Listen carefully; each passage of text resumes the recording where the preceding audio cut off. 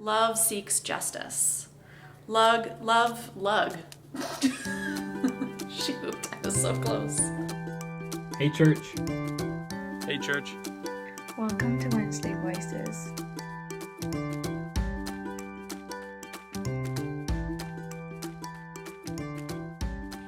Hey, church. Welcome back to Wednesday Voices.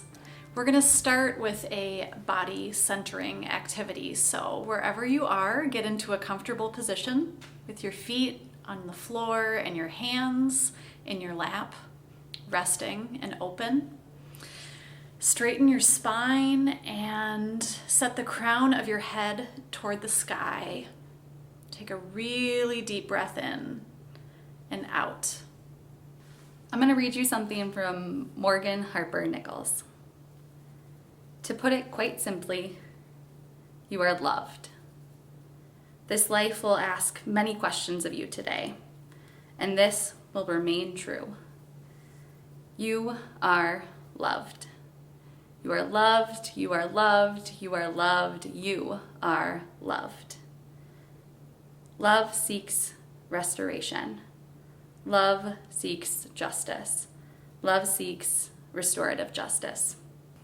Tonight, we are thinking about the fifth commandment, which says, "Thou shalt not murder." And at first read, I think, check. That sounds pretty self-explanatory. But last week, we had a commandment that didn't just mean you shouldn't lie.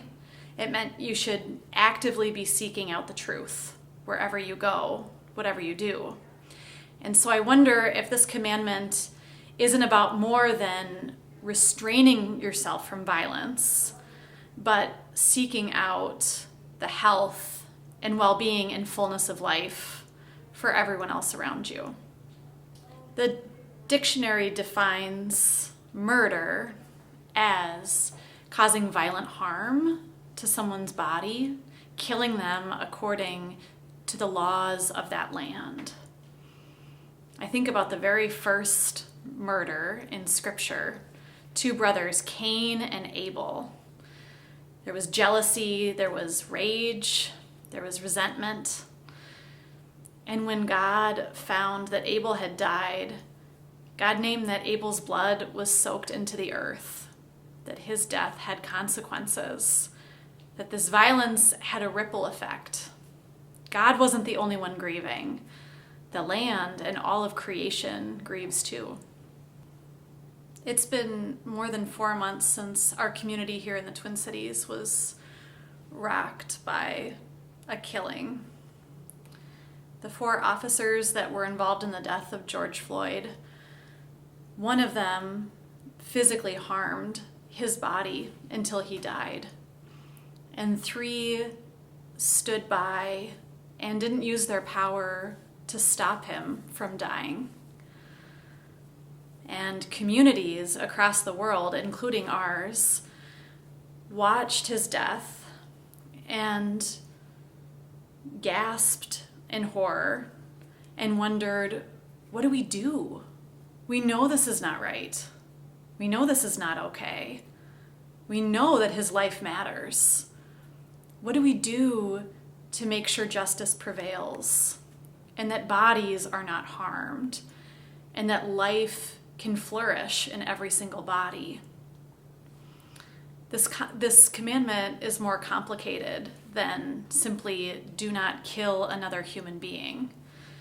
It's asking us to think and act holistically for the sake of all people, people we know and love, people near and far, strangers and neighbors. If you're like me and you've ridden around the cities this summer and this fall, you've seen that we have a number of our neighbors who are living in tents. And if you're like me, you're worried about the winter because it'll be cold and it's not a safe space to be when it's below zero.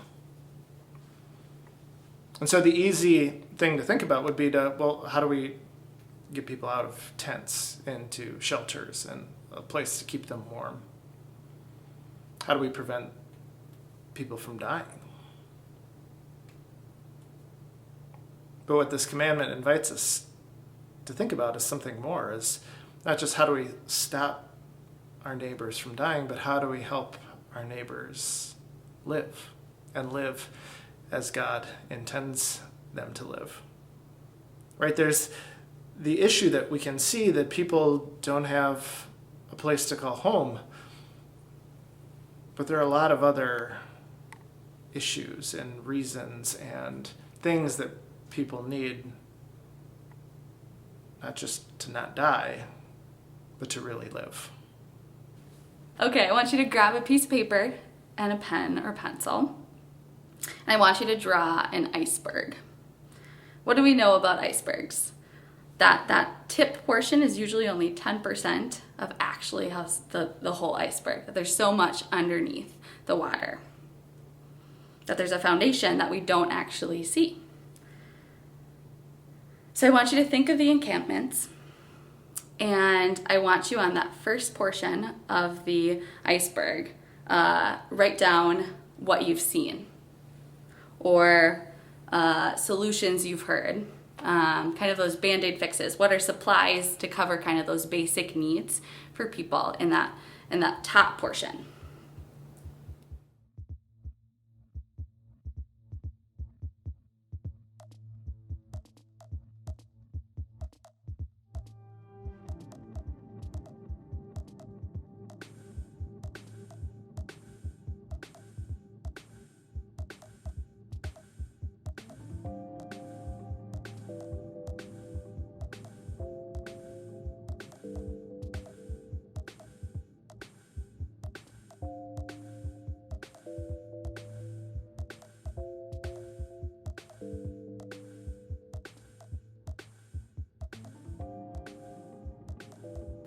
Next, I want you to fill out that bottom portion of the iceberg.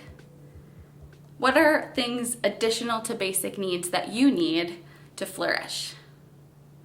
Time alone, time outside, ability to, for me, I love to kayak, so time in nature, work-life balance.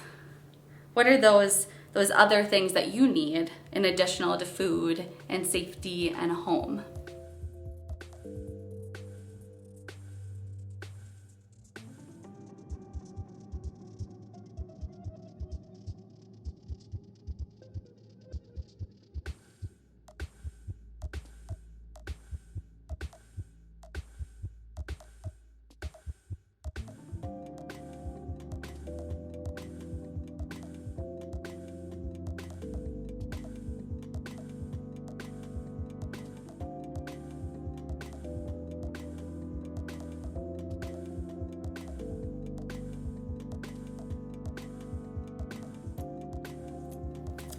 When you've completed your list, I want you to take a step back and look at the entire thing. What do you notice? What do you see? How does this information help you see and understand the world that we're living in? And then I want you to flip your iceberg. What happens when the stuff we don't always see or think about is on the forefront of our mind? Rather than focusing on one solution or those Band-Aid fixes of giving supplies, while yes, are vitally important, but how do we support people flourishing and getting those other things that they need to feel full and loved and connected? That's not just about survival, but it's about thriving. Martin Luther says the fifth commandment means we are to fear and love God so that we neither endanger nor harm the lives of our neighbors, but instead help and support them in all of life's needs. That means our basic physical needs, feeling loved and safe, having a place to belong and dignity, emotional relationships, and a sense of self. That's the stuff we all need in order to feel like we're thriving, like we matter. Jesus said it a different way. He said, I have come that you may have life and have it abundantly. This is Jesus' plan. This is God's plan, God's desire for all of us, for all of creation, to have all of the things that we need to thrive and to flourish and to connect and love. And so we'd invite you to take a little time with the people that you have gathered to watch this with tonight to think about, what does that look like for you? And how can you, in small and simple ways, begin to help other people have the fullness of life that God intends for each one of us?